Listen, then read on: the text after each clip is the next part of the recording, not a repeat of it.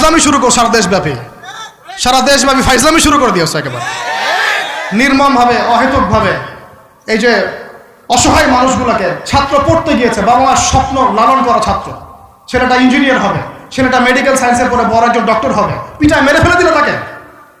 এত বড় সাহস! আর আমরা কিছুই বলতে পারলাম না, কিছু করলাম না।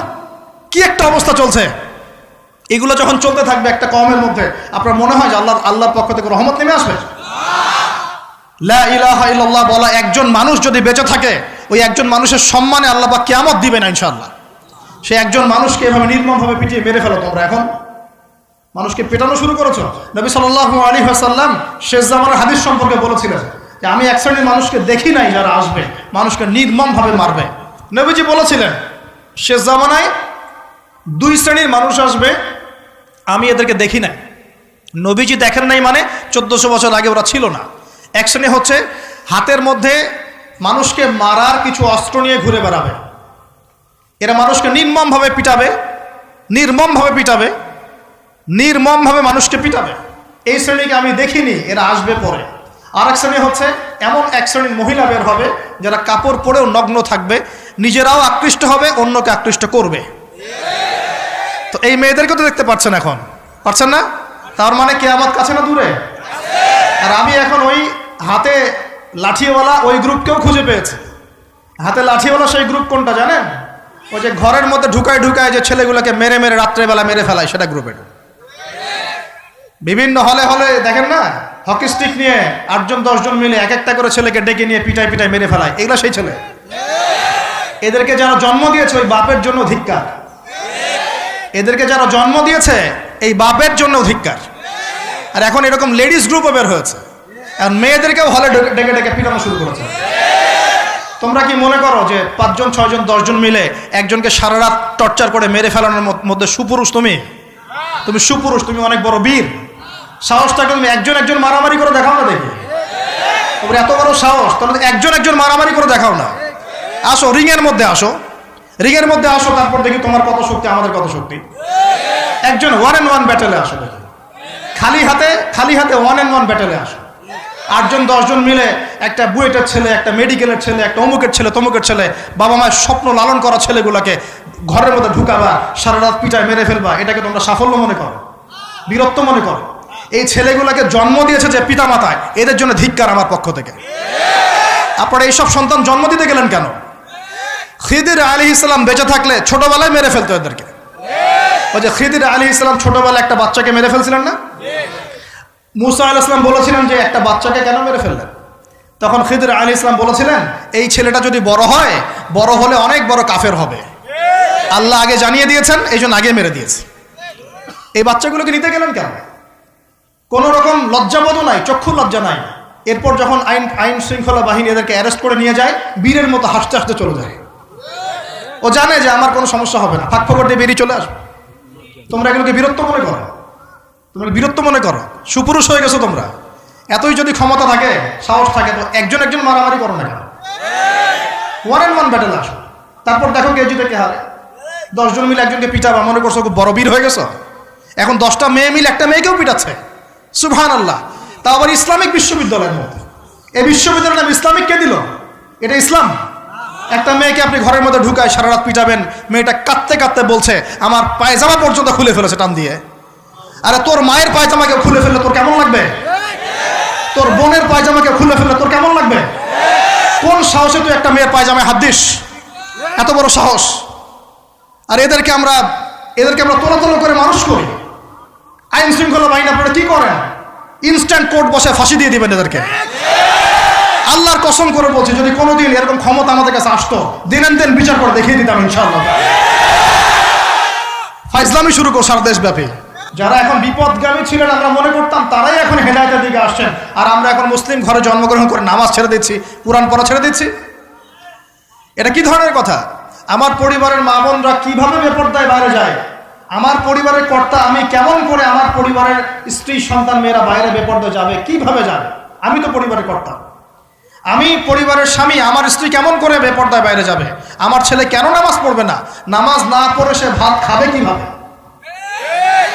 নামাজ না পড়ে আমার পরিবারে আমার ছেলে ভাত খাবে কিভাবে?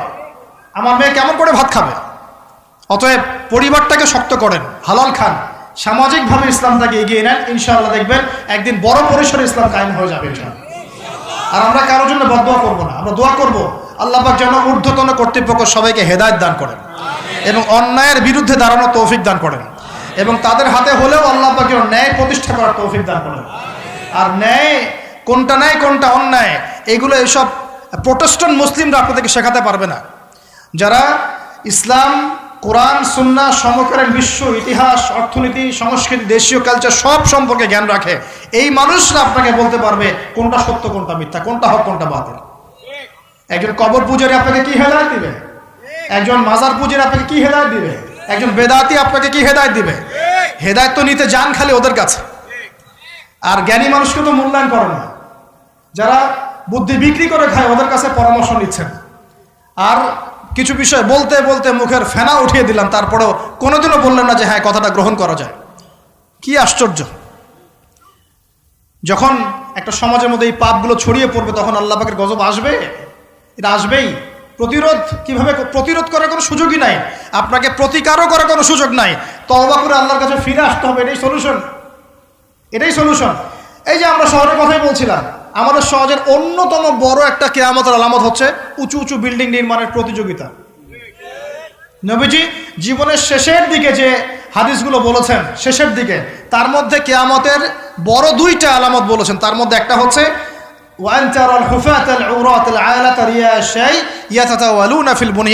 যখন দেখবে সমাজের সবচেয়ে নিম্ন শ্রেণীর মানুষেরা, রাখাল টাইপের মানুষ, গায়ে জামা নাই, পায়ে স্যান্ডেল নাই, উঁচু উঁচু বিল্ডিং নির্মাণের প্রতিযোগিতা করছে। ধনীরা বিল্ডিং নির্মাণ করবে এমনটা নবীজি বলেন নাই। নবীজি বলছেন গরিব, ফকির, মিসকিন, গায়ে কাপড় নাই, স্যান্ডেল নাই, এরা বিল্ডিং নির্মাণ করবে না, প্রতিযোগিতা করবে একে অপরের সাথে। এখনকার আরব বিশ্বটার জাজল্যমান দৃষ্টান্ত। অনেক সলফে সালেহিন বলেছেন যে এই হাদিস থেকে আরবদেরকে ইশারা করা হয়েছে। এটা আমাদের ঢাকার মধ্যে চলে আসছে। কালকে যার এক জাররা টাকা পয়সা ছিল না, আজকে 10 তলা 20 তলা ফ্ল্যাটের মালিক। কিভাবে সম্ভব? সুদের মধ্য দিয়ে সম্ভব, দুর্নীতির মধ্য দিয়ে সম্ভব, কালো টাকার মধ্য দিয়ে সম্ভব, অন্যের সম্পদ অন্যায়ভাবে হস্তক্ষেপ করার মধ্য দিয়ে সম্ভব। আর মাশাআল্লাহ, যার একটা 5-10 তলা বাড়ি আছে আমাদের শহরে, অন্য মানুষকে মানুষই মনে করে না, ভাড়াটিয়াকে মনে করে যে তেলাপোকা, ককরোচ, ছিছি করে তার আছে। কত যে শর্ত!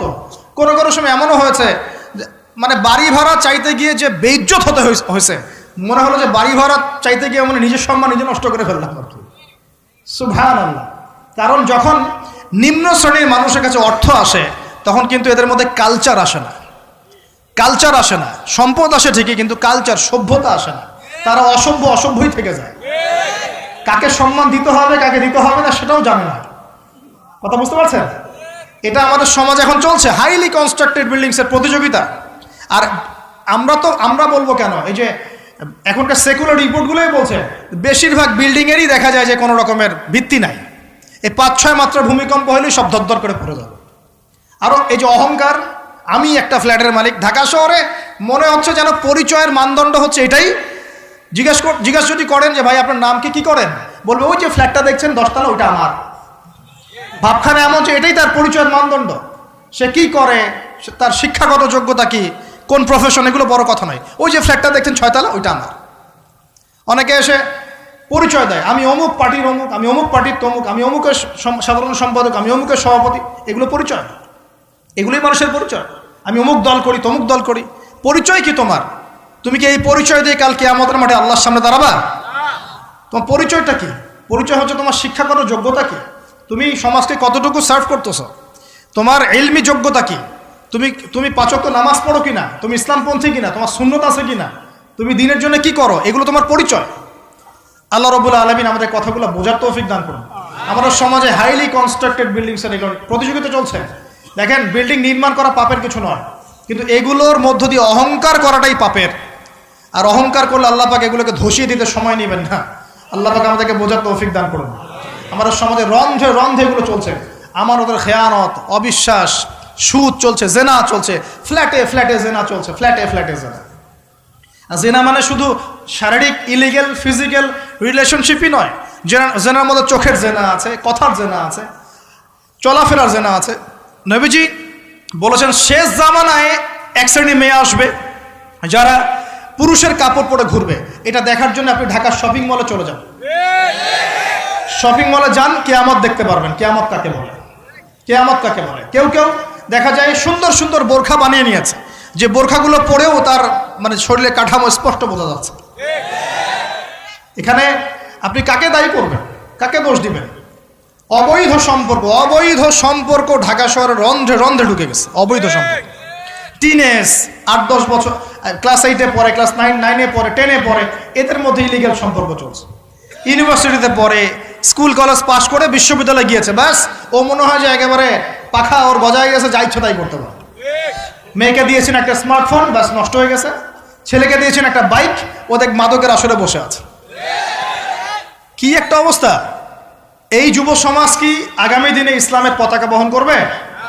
এই যুব সমাজকে দিয়ে ইসলামের বিজয় লাভ হবে, নাকি আমাদের একটা ঈমান দীপ্ত যুব সমাজ দরকার? কোনটা? আল্লাহ পাক আমাদের সবাইকে আল্লাহর পক্ষ থেকে ঈমান দান করুন। আর আমি আর লম্বা করতে থাকলে সারা রাত যাবে গা। আমি আপনাকে গুছায় নিয়ে এসে শেষ করে দিচ্ছি যে এর পাশাপাশি কোন কোন পাপ ছিল, যে পাপগুলোর কারণে আল্লাহ পাক এই গজবগুলো দিয়েছিলেন, এবং এই ঢাকা শহর সহ এই বড় বড় শহরগুলা এই পাপের মধ্যে আছে কি না আপনি নিজেই যাচাই করবেন। যাচাই কে করবে? আপনি যাচাই করবেন, আমি যাচাই করব না। 1 নম্বর শিরকের পাপ, আছে না নাই? কুফরির পাপ 2, আছে না নাই? আমানত উঠে যাওয়া, আছে না নাই? আমানত উঠে যায় নাই? কোন জায়গায় আমানত আছে? কেউ বলছে যে আমি জনগণের কল্যাণে নিজেকে নিয়োজিত করেছে, উপর থেকে হাতি আসলে ও খাইতে খাইতে খাইতে মাছি বানায় দেয়, দেয় না? এগুলো একটা বাজেট আসছে 1 কোটি টাকার, দেখবেন আস্তে আস্তে আস্তে 10 লাখ টাকায় নেমে আসছে, শেষ না? এ খাবে 10, ও খাবে 5, এ খাবে 5 করতে করতে করতে জনগণ খাবে 10। তা আমানত উঠে যায় নাই সমাজ থেকে? 3 নম্বর আমানত উঠে যাবে। 4 বিশ্বাস উঠে যাবে। বিশ্বাস উঠে গেছে না? বাবাও ছেলেকে বিশ্বাস করতে পারে না, এখন স্বামী স্ত্রীকে বিশ্বাস করতে পারে। মনে রাখবেন, একটা সমাজে যদি বিশ্বাস না থাকে একের প্রতি অন্যের, এই সমাজের মধ্যে কখনো শান্তি আসবে না। আসবে? আসবে না। আপনি পরিবারে শান্তি পাবেন না, সমাজ তো পর দূরের কথা। এবার আসেন 5 নম্বর হচ্ছে মাপে কম দেওয়া। মাপে কি ভাই? এই মাপে কম দেওয়াটা আমাদের সমাজে পাপের মধ্যে নাই? ব্যবসায়ী যারা আছেন সতর্ক হয়ে যান। আপনি যদি মাপে কম দেন, এই পুরো রিজিক আপনার জন্য হারাম হয়ে যাবে। আল্লাহ পাক বলেছেন এই মাপে কম দেওয়া হারাম রিজিক খেয়ে ইবাদত করলে ইবাদত কবুল হবে না। পৃথিবীতে সর্বপ্রথম কওমে মাদিয়ানকে ভূমিকম্প দিয়ে ধ্বংস করে দেওয়া হয়েছিল। তাদের প্রধান অপরাধ ছিল মাপে কম দেওয়া, যেটা আমাদের মধ্যে ছড়িয়ে পড়েছে।